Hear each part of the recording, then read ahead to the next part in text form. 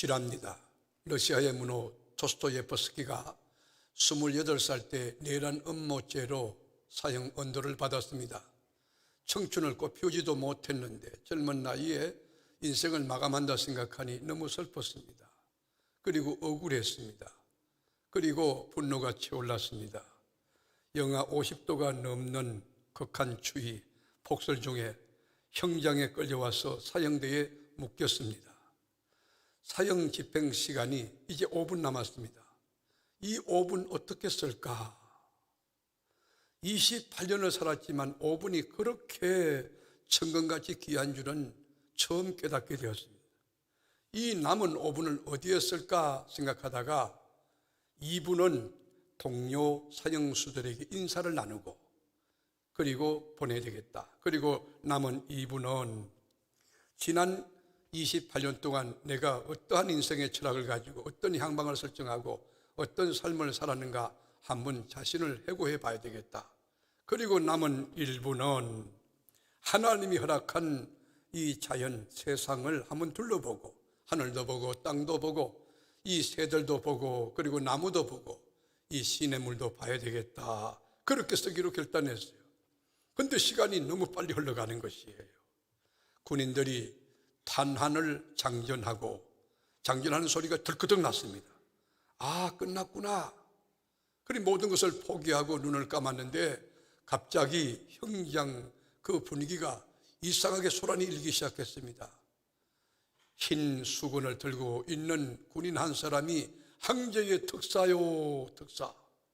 사면령이 내려진 것입니다. 사형을 면제받은 도스토예프스키는 시베리아의 유형 생활을 하는 동안에 인생을 깊이 생각하고 올바르게 살기 위하여 노력하며 죄와 벌 등 아주 유명한 극작을 많이 남기게 된 것입니다. 죽음은 만인의 공도입니다. 영웅 호글도 죽습니다. 정치인도 사상가도 종교인도 다 죽습니다. 나도 죽고 너도 죽고 우리 모두 죽습니다. 죽음은 연기가 안 됩니다. 죽음은 대신할 수도 없습니다. 이 죽음은 피할 길도 없습니다. 그러므로 사도 바울은 죽음에 대하여 정의하기를 사람이 한 번 죽는 것은 정한 이치, 정한 법도, 정한 도리인데 죽은 뒤에는 반드시 심판이 있다고 일러주었습니다. 죽음 뒤에는 천국이냐 지옥이냐 심판이 있다는 것입니다. 그러므로 우리는 죽음을 두려워하는 것입니다. 죽음을 앞둔 모든 인간들이 골든타임에 가족들에게도 비상이 걸립니다. 유서를 작성하고 그리고 아는 지인과 친구와 가족들을 모아놓고 그동안에 고마웠던 것 인사도 하며 작별을 나누고 그리고 유산을 정리하고 1초가 아깝습니다. 잘 살아야 잘 죽을 수가 있습니다. 레오나르도 다빈치는 말하기를 잘 보낸 하루가 행복한 잠을 청할 수 있듯이 잘 산 인생은 행복한 죽음을 기다릴 수 있다라고 이야기했습니다. 그런데 이 죽음 앞에 우리 크리스찬과 난 크리스찬은 확연하게 구별이 됩니다. 천국 가는 사람과 지옥 가는 사람, 영생을 얻은 사람과 영벌에 처할 사람, 하나님의 자녀와 마귀의 자녀는 확연히 구별되는데 태도가 구별됩니다. 생각이 구별됩니다. 말이 구별됩니다. 가는 곳이 다른 것입니다. 천국 가는 사람은 증거가 있습니다. 천국 가는 사람은 얼마나 소망이 넘치는지 예수님 만날 소망, 하나님 나라의 상급과 멸류관을 카운트하며 그걸 받을 그 소망, 그 기쁨이 막 넘치고 그리고 행복감이 그를 지배하는 것입니다. 그런데 반대로 예수를 믿지 않고 예수의 영, 생명이 없는 사람, 지옥 갈 사람들은 죽음이 너무너무 두려워지는 것이에요. 폴란스의 문학가요 이교도였던 볼테르 같은 사람은 살아생전에 뛰어난 문필력과 언변력으로 얼마나 기독교를 박해하고 여러분 공격했습니까? 이 사람이 장담하기를 앞으로 20년 안에 기독교는 완전히 문을 닫을 것이다 장담을 했어요. 만에 하나 그렇지 않으면 내 손으로 사도들이 세운 이 교회를 무너뜨릴 것이라고 이야기했습니다. 정말 그렇게 됐을까요? 정말 기독교가 무너졌을까요? 볼테르가 죽고 난 뒤에 그가 쓰던 인쇄서는 여러분 성경협회의 보관창고 사무실로 바뀌게 되었고, 그가 죽을 때 남긴 말이 뭔지 아세요? 나는 하나님과 사람 앞에 버림을 받았다. I go to hell. 나 지옥 간다. 그리고 죽었던 것입니다. 그러나 역사에 실존했던 인물들 가운데 예수님을 제대로 믿고 하나님을 전인격적으로 체험했던 사람들은 죽음을 앞두고 시집가는 처녀가 너무 행복한 것처럼, 여행을 앞두고 있는 여행객들이 저녁에 왜 빨리 새벽이 와야 될 텐데 짐을 꾸렸다가 가방을 열었다 폈다가 막 여행을 들뜬 마음으로 기다리는 것처럼, 여러분 이 예수 믿는 사람은 죽음이 다가오면 이 육체의 짐을 벗을 것, 이 장막을 벗을 것을 생각하니 너무 기뻐지는 거예요.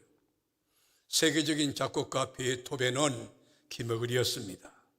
그런데 이 사람이 죽음을 앞두고 얼마나 기뻐하는지, 나는 천국에서 이제 들을 것이라고, 하나님의 소리를 들을 것이라고 그러면서 친구들이요, 천국 가는 날 위하여 박수를 좀 쳐달라고, 나 천국 간다고. 한번 박수 한번 쳐보세요. 종교개혁자 마틴 루터는 여러분 죽음을 앞두고 경건하게 기도하면서, 하나님, 내 영혼을 주님 손에 맡깁니다.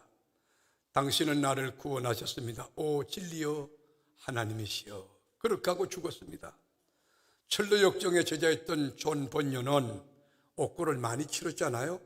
원인 모를 병을 앓고 죽어갈 때에 임종을 지켜보고 너무 슬퍼서, 귀한 분이 이 이별되는 것이 너무 가슴 아파서 울고 있을 때에 나를 위해 울지 말고 당신들을 위해 우세요. 나는 우리 주 예수 그리스도의 아버지께로 갑니다.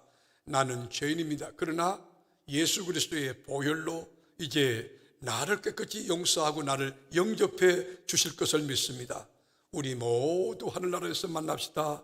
그곳에서 새 노래 부릅시다 라고 하고 천국에 갔습니다.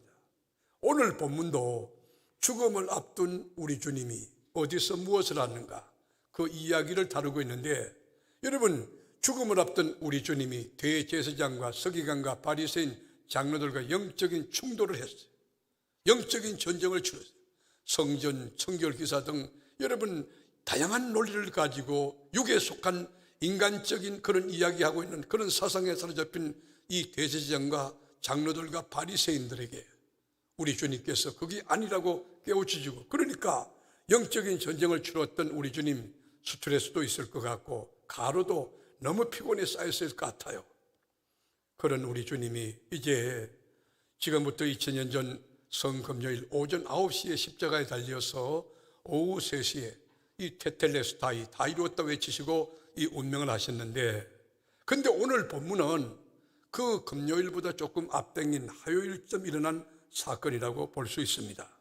자, 죽음을 앞둔 우리 주님 어디에 계셨을까요? 무엇을 하고 계시는가요?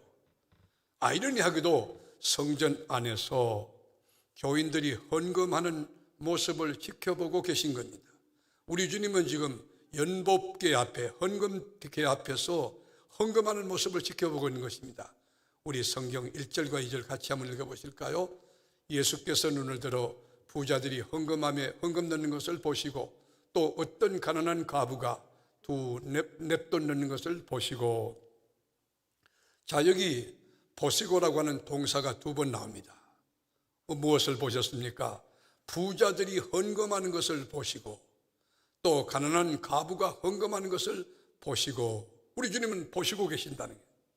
여러분 지금 이 시간도 우리 주님은 여러분의 예배하는 광경, 모습, 심장, 배부를 다 보고 아십니다. 여러분이 교회 와서 안내사역하는 거요, 주차 요원하는 거, 차량 봉사하는 거 주님이 다 보고 아시는 것이. 여러분이 교회에서 충성할 때, 헌신할 때도 은밀하게 조용하게 해야 될 이유가 뭐냐? 우리 주님이 다 보시고 알고 계시기 때문인 것입니다. 예배도 하나님 앞에 바르게 드리기 위하여 여러분 한 주 내내 기도하면서 생활도 준비해야 됩니다. 몸도 준비해야 됩니다. 교회 와서 끄벅끄벅 졸고 있거나 그건 여러분 경건치 못한 하나님에 대한 바른 태도가 아닌 것입니다. 마음도 준비하고 헌금도 준비하고 정말 온전하게 전인격을 쏟아부어 신령과 진정으로 예배하는 자, 우리 주님 찾고 계시고 주님은 다 보고 아시고 계신다는 것입니다. 예수님 당시에는 성전의 입구에는 나팔 모양의 헌금함이 13개가 비치되어 있었어요. 다 그 명목이 정해져 있는 헌금함이었어요. 교인들이 헌금하러 왔다, 예배드리러 왔다가 성전에 들어가면서 헌금을 드렸는데 이 헌금함을 우리 주님이 지켜보고 계셨다는 것입니다. 원래는 거기 제사장들이 다 지키고 있었는데 여기 주님이 지키고 보고 계신 것입니다. 11조 드릴 때에, 감사헌금 선교 드릴 때에 그걸 다 지켜보고 계셨다는 것입니다. 여러분, 수많은 성도들이 밀물처럼 몰려와서 하나님께 예배드리기 위하여 들어가면서 이 헌금대, 13개의 여러분 헌금대에다가 헌금을 던지고 가는데, 근데 그 많은 사람들 가운데 예수님의 눈과 예수님의 마음을 확 사로잡은 사람이 있었습니다. 누굴까요? 돈 많은 갑부일까요? 대기업 총수일까요? 아니면 여러분 많이 배운 여러분 대학 교수일까요? 그렇지 않아요. 성경은 주목하여 말하기를 가난한 과부였다고 증언하고 있는 것입니다. 여러분, 가난한 것도 억울한데 과부가 되었다. 남편도 없고 돈도 없고 백도 없고 미래도 없고 여러분 배경도 없고 소망도 없는 그 사람이었어요. 그런데 여기 가난한 과부라고 할 때 가난한이라고 하는 이 형용사는 헬라어의 토토케라고 하는 이 형용사가 아니고 페니아 란이라고 하는 이 형용사를 썼어요. 이 말이 뭐냐? 아주 쪼들리는 극한 가난, 아무것도 없는 그런 상황에 여러분 가난한 상태의 과부를 말하고 있는 것입니다. 그러니 어떻습니까? 형색이 어떻습니까? 먹을 것도 없는 가운데 며칠 굶었으니 얼굴이 누렇게 떴을 것 같고요. 형색이 다 떨어진 옷을 입고 그리고 우리 주님 앞에 왔을 것이라고 생각합니다. 표현이 적절치 못하지만 거지 중에 거지고 왕초 거지 모습이었습니다. 그런데 이 과부가 얼마나 많은 헌금을 드렸기에 예수님의 마음을 사로잡고 예수님께 극찬을 받고 그리고 성경에 기록되는 인물이 되었을까? 두 렙돈입니다. 여기에 나는 너무 감사하고 내가 비록 가난할지라도 얼마든지 주님 앞에 기쁨이 될 수 있고 영광이 될 수 있고 자랑이 될 수 있고 멸관이 될 수 있다는 사실에 저는 이것이 복음이라고 생각하는 것입니다. 여러분, 두 렙돈이 얼마입니까? 한 렙돈이 한 아사리온의 8분의 1입니다. 그러니까 두 렙돈은 여러분 아사리온의 4분의 1 정도 되는 거예요. 예수님 당시에 참새 한 마리가 얼마냐? 한 아사리온이 한 아사리온. 그러니까 두 렙돈은 뭐냐면 참새 요만한 거 4분의 1 정도 살 수 있는 돈이. 그러니까 팔레스타인에서 쓰고 있는 화폐 단위 가운데 최하위 가장 적은 동전입니다. 제 생각에는 한 200원 정도 되지 않을까, 200원 정도 되지 않을까 그런 생각 드는데 우리 주님은 두 렙돈에 반하셨어요. 두 렙돈을 기뻐하셨어요. 저는 우리 교회를 섬기면서 하나님께 받은 은혜가 너무 큰데 정말 훌륭한 교인들이 많고 좋은 장로님들 또 좋은 권사님들이 많아서 정말 행복했는데 제가 사랑을 많이 받고 있는 목사입니다.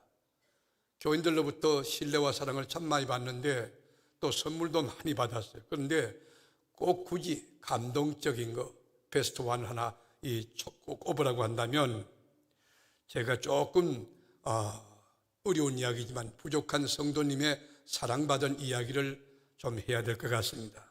제가 소개하고자 하는 이 성도님은 정신적으로 조금 부족한 분이셨습니다. 친구도 없어요.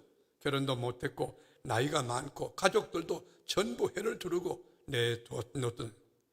여러분, 추운 겨울날 제가 길거리에서 메가폰을 들고 복음을 전할 때에 이분이 길거리에서 서성거리고 있었어요. 제가 이분에게 따뜻한 호빵을 사서 다가갔어요.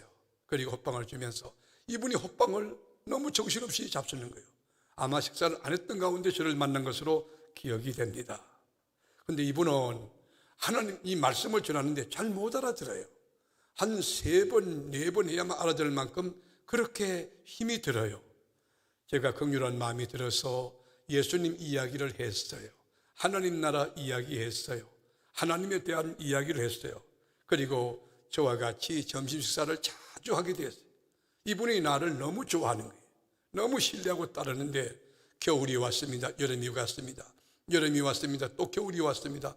1년이 지나고 이제 그리고 2년이 지났습니다. 가만히 있어도 땀이 줄줄 흐르는 폭염이 그저 내리쬐는 그 성하의 폭염 가운데 여러분, 제가 신방을 마치고 저녁에 집에 돌아왔는데 저희 집 사람이 저에게 말했어요. 목사님, 연세 높으신 분, 좀 그저 부족하신 분 있죠? 점심때부터 우리 집 앞을 쓰성거리며 목사님을 찾고 있었어요. 제가 왜일까? 그분이 왜 날 찾아왔을까? 궁금했을 때에 초인종을 눌렀습니다. 나가봤더니 그 성도님이었습니다. 저를 보고 환하게 웃는데 그 더운 날씨에 땀을 얼마나 흘렸던지 여기에 새까맣게 꼬정물이 이렇게 흘렀어요. 그러면서 이분이 저에게 선물을 주셨어요. 그 선물이 뭔지 아세요? 너무너무 귀한 거예요. 그 선물이 뭔지 아세요? 너무 귀한 거예요.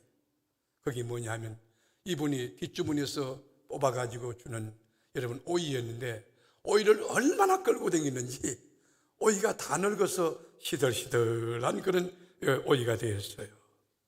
이분이 오전부터 오후 내내 저를 기다리다가 이 오이를 어떻게 구했는지 저는 알 수 없습니다. 그분에게는 가장 귀한 것이라고 생각해서 저에게 선물을 주려고 가져왔는데 사실은 그 오이를 먹을 수가 없는 상태였습니다.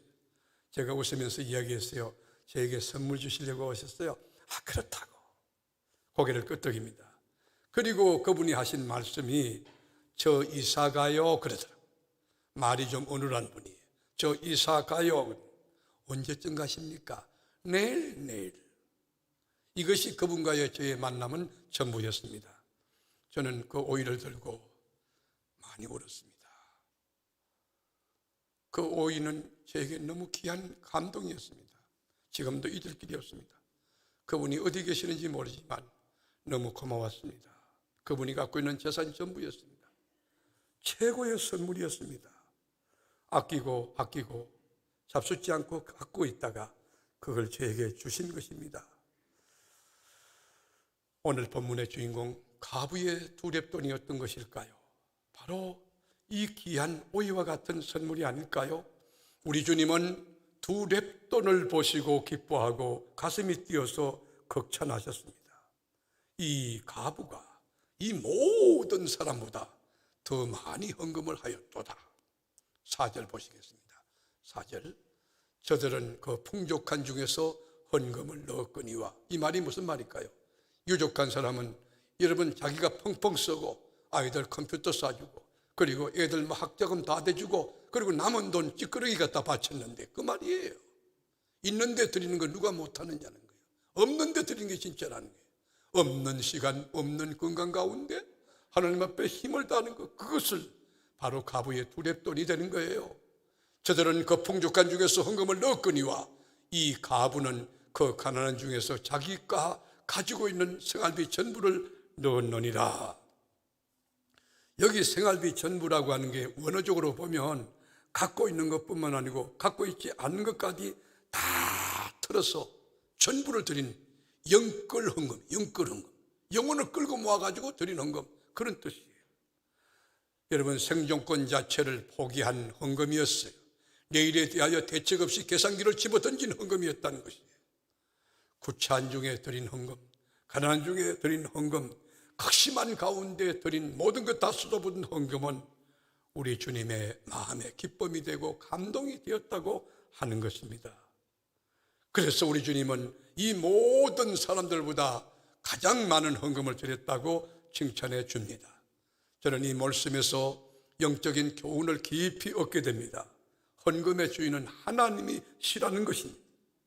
우리 주님이 연복궤 앞에서 헌금함을 앞에서 헌금 드리는 모습을 다 보시고 아시고 계신다는 것입니다. 헌금은 하나님께 드리는 것입니다. 헌금은 하나님이 받으시는 향기로운 제물이라는 거예요. 헌금은 하나님을 기쁘시게 하는 제물이 된다는 것이에요. 그러므로 우리가 하나님 앞에 헌금을 드릴 때 조심할 것은 여러분이 무슨 대기업 회장이 밑에 직원에게 주듯이 그냥 여러분 하나님 앞에 내가 11조를 자기 의를 드리려고 당장은 그게 아니고 이게 다 하나님께로부터 온 것이야요. 하나님을 귀하게 여기고 온 정성 다하여 우리 하나님 앞에 온전한 11조 힘을 다한 그런 감사 예물을 드려야 할 것입니다. 왜냐하면 하나님이 받으시는 예물이 되기 위해서 그래요. 헌금은 나 자신을 위한 거지, 하나님이 그 헌금에 대해서 아무런 여러분 관심도 없고, 보물 있는 것은 네 마음에 있다, 우리 마음을 거기 묶어 놓으시려고 하고 우리를 복되게 하시려고 헌금을 드리라는 거지. 하나님이 전능하신데, 말씀 한마디로 천지를 창조하신 여러분 절대자 초월자신데 우리가 갖고 있는 대한민국 이 돈이 무슨 필요가 있겠습니까? 그래서 성서신학자인 바울은 헌금에 대한 온전한 가르침을 우리에게 주고 있는데, 고린도서 9장 5절 다 같이 한번 읽어볼까요? 그러므로 내가 이 형제들로 먼저 너희에게 가서 너희가 전에 약속한 연보를 미리 준비하게 하도록, 자, 연보를 미리 준비하게 하도록 여기다 라인을 치세요. 줄을 치세요. 그 건면하는 것이 필요한 줄 생각하노니 이렇게 준비하여야 참 연보답고 억지가 아니니라. 헌금을요 준비해서 기도로 준비하며 정성을 다하고 온 인격과 신앙 고백이 한포된 헌금, 준비된 헌금을 드려야 주님이 기뻐 받으신다는 것입니다. 6절 말씀에 보면 이것이 곧 적게 심는 자는 적게 거두고 많이 심는 자는 많이 거둔다 하는 말이로다. 이것을 잘못 생각하면 기브 앤 테이크식으로 이해할 수 있는데 그렇지 않아요. 제가 목회하면서 교회 건축을 2번 했는데 저도 힘을 다하여 하나님 앞에 헌금했습니다. 약물의 본이 되기 위해서 정말 헌금을 했습니다. 그런데 지나놓고 보니까 그게 여러분 돈을 가진 게 없으니까 제가 빌려가지고 헌금을 했어요. 했는데 이 계산적으로 보면 도저히 생활이 안 되는 거예요.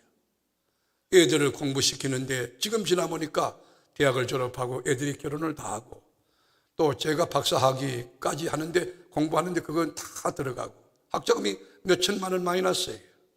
저희 집사람 박사하고 이제 대학에 강의하기까지 예를 들어서 가만히 지나보니까 하나님 앞에 바로만 선다면 하나님 앞에는 무궁한 이 재원이 있어, 축복이 있어, 창구가 있어, 거기에 열려져서 우리 가정에 내 인생에 쏟아지기만 한다면, 거기에 닿아지기만 한다면 여러분 우리 인생은 넘치는 축복과 은혜가 있게 될 줄로 확신합니다. 여러분 펌프에 올리하십니까? 펌프가 마중물을 집어넣을 때 정말로 적당한 그 마중물을 집어넣으면 얼마든지 그 수원을 내가 원하는 물을 마음껏 여러분 뽑아서 쓸 수 있듯이 하늘 창고는 무궁합니다. 하늘 세계는 무궁한 것입니다. 이 천국의 창고가 열려지는 여러분 하나님 앞에 바른 예배, 바른 신앙, 또 헌금 정신, 기도 생활, 그런 믿음으로 설 수 있기를 주의 이름으로 축복합니다. 주님은 우리에게 권고합니다. 7절에 보면 각각 그 마음에 정한 대로 할 것이요 인색함으로나 억지로 하지 말지니 하나님은 즐겨내는 자를 사랑하시느니라. 우리가 여러분 헌금도 즐겁게 해야 되고 기쁘게 자원하는 마음으로 해야 돼요. 우리가 차량 봉사도 주차 요원도 그리고 여러분 안내사역 쓰는 것, 새가족 여러분 양육위원도 또 신방위원도 전도위원도 뭐든지 자원하는 마음으로 기쁘게 할 때 하나님이 그것을 받으시는 두렙돈의 헌신과 충성과 봉사가 된다는 것입니다. 나 같은 죄인에게 이 귀한 사명을 감당할 수 있는 기회를 주었구나. 가장 기쁨으로 감사함으로 자원한 마음으로 일할 때 하나님이 그걸 영광으로 받으신다는 거예요.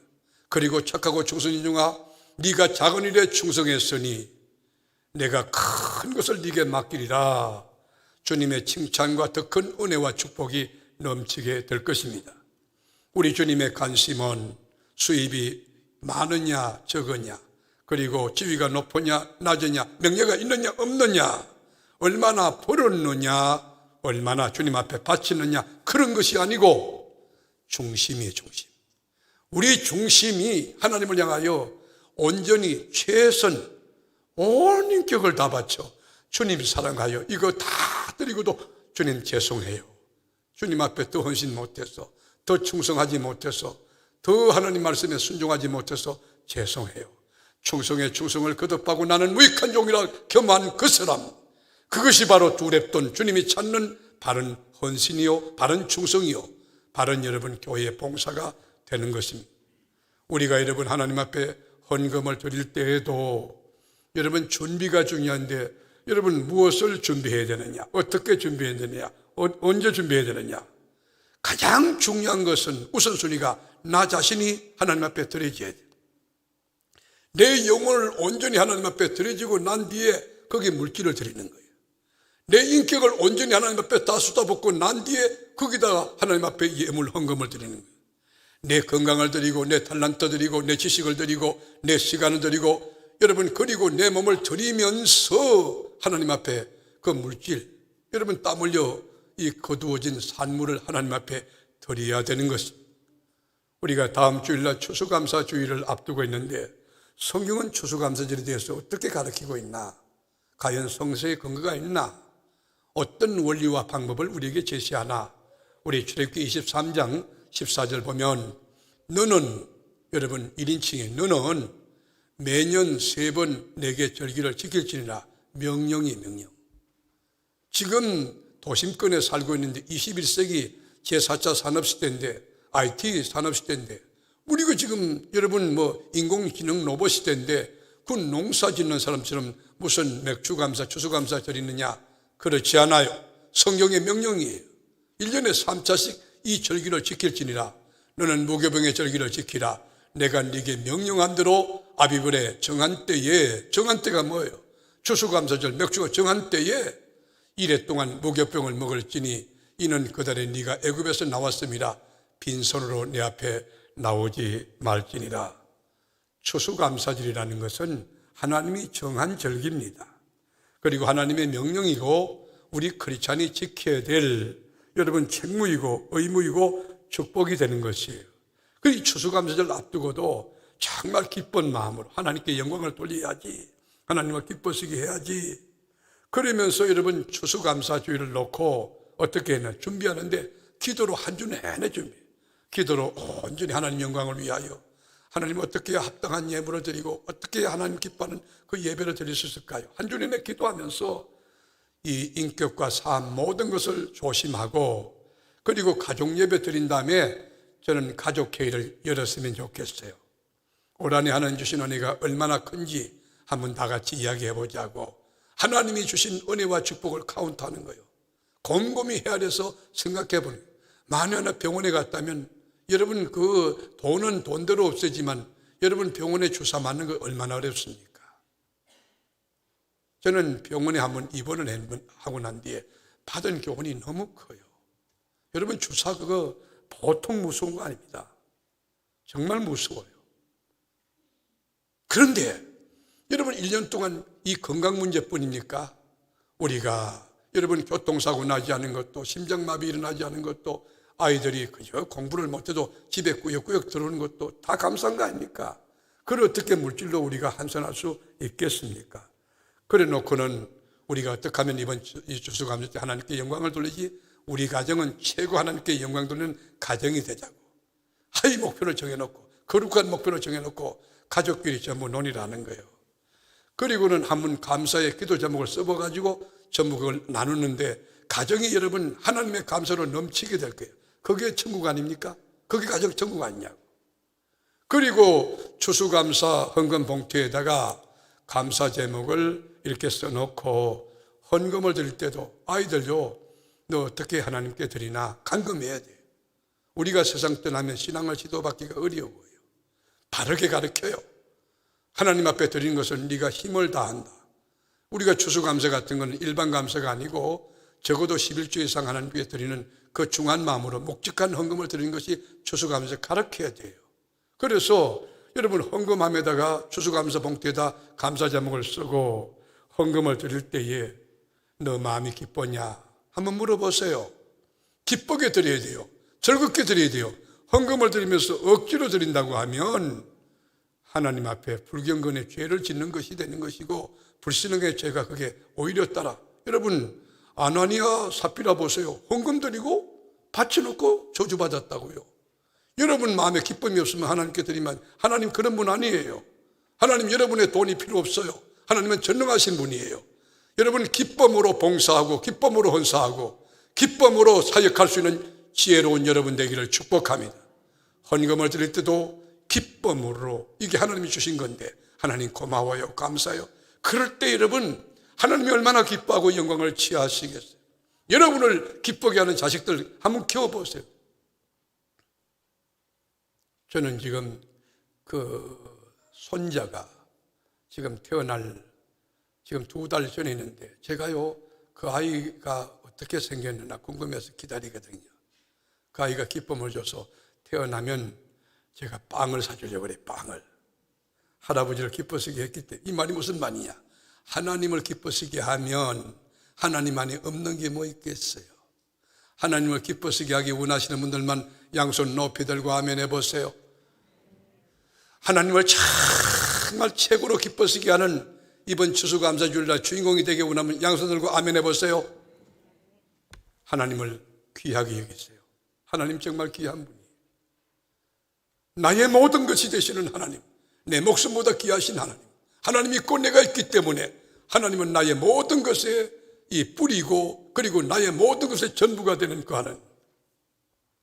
우리 교회 성도님 한 분이 몇 년 전에 저를 찾아오셔서 상담하셨어요. 목사님, 제 남편이 사업 수단도 좋고 그리고 수입도 정말 좋은데 이상하게 생활이 쪼달려요. 너무 힘들어요. 들어오면 돈 나가고 들어오면 이상하게 이 돈이 모이질 않아요. 그래서 제가 이분에게 여쭤봤어요.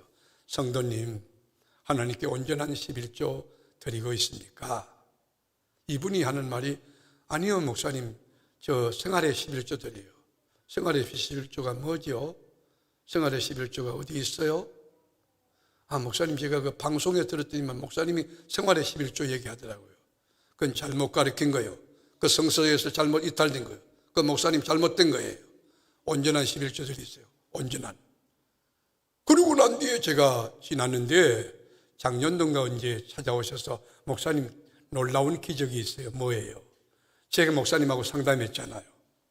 생활이 너무 쪼달리고 이 수입은 많은데 이상하게 인컴은 굉장한데 아웃되는 게 너무 많으니까 밑빠진 독에 물 붓듯이 들어오면 나가고 들어오면 나가고, 이 병원으로 나가고 애 사고치고 나가고 너무 이래가지고, 목사님과 제가 상담했을 때 목사님이 온전한 11조 말씀했는데 제가 드리고 난 뒤에 놀라운 일은 이 지출이 차단되는 거예요. 지출이 차단. 이 논리로 설명하는 세계가 있다는 거예요. 그러면서 아이들 공부 다 시키고 지금 시집장가 다 보내고도 돈이 남는 유족한 생활을 하고 있습니다. 나는 고백이었습니다. 여러분, 똑같은 하나님을 믿으면서도 바르게 믿는다면 주님의 기쁨이 될 수가 있고 하나님의 은혜와 복을 받을 수가 있고 주님 하늘문이 열리는 그 기적의 주인공이 될 수 있을 텐데, 여러분 분명히 기억하세요. 하나님은 무궁무진한 재원을 가진 절대자입니다. 전능하신 하나님이, 그 하나님이 오늘 여러분에게 약속하십니다. 뭐라고 약속하셨느냐? 이렇게 하면 내가 이렇게 보상하겠다. 하나님의 언약이 선포됩니다. 잠언 3장 9절에서 10절, 내 재물과 내 소산물의 처음 익은 열매로 여호와를 공경하라. 여러분, 공경이라고 하는 단어에 라인을 쳐보세요. 밑줄 쳐보세요. 하나님을 정말 공경해야 돼요. 어떤 분은 하나님을 믿는데 미신적 하나님, 자기가 하나님을 고용해 놓고 하나님이 데우스 마키적으로 자기 뜻에 맞게끔 따라오게 하려고 하는, 여러분 그것은 아닙니다. 하나님은 높이 계신 절대자입니다. 그분을 경외하며 그분에게 맞추고 그분을 경외해야 되는 거예요. 하나님을 공경하면 어떻게? 그리하면 네 창고가 가득히 차고 그 다음에 네 포도즙 틀에 새 포도즙이 넘치리라.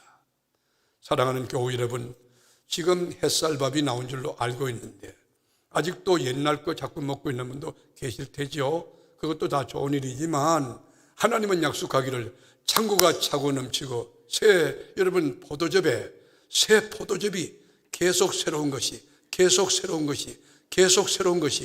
넘쳐나게 하나님께서 약속해 주었어요. 여러분 건강도 지금 건강 말고 자고 나면 더 펄펄한, 여러분 다이나믹한 건강이 샘솟도 솟구치고 세포도 막 죽었던 게 다 살아나고 영육간에 새로움이 넘치는 그 축복이 있게 되기를 주님의 이름으로 축원합니다. 오늘 본문의 주인공, 스포트라이트를 받고 있는 이 주인공은 가난한 과부였습니다. 아무것도 드릴 게 없어 생활비 전부 2렙돈을 가장 적은 헌금을 드리고도 성경에 기록되는 복을 받았고 주님께 칭찬받는 복을 받았고 오고 가는 수많은 세대들에게 신앙생활을 어떻게 해야 하는지, 하나님 앞에 어떤 태도로 서야 하는지, 헌금은 우리가 어떻게 해야 되는지 바른 깨우침을 우리에게 교훈하고 있는 것입니다. 여러분께 묻습니다. 21세기에 2렙돈을 바친 가난한 과부는 누가 되어야 합니까?